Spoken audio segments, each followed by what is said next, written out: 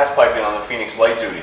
Of course, the first thing we want to ensure is that we're dealing with the gas that's at the residence, of course. That's very important that it's labeled and tagged, of course, to the appropriate gas. The second thing that's required is a minimum of 3.5 inches of water column and the maximum of 14 inches of water column. We also need to ensure that the gas line is sized to ensure that no more than a 1-inch pressure drop upon ignition. The other thing that we want to make sure is if we're replacing a heater from an existing heater, that the regulator, the meters, and etc. can handle the new BTU capacity of the water heater.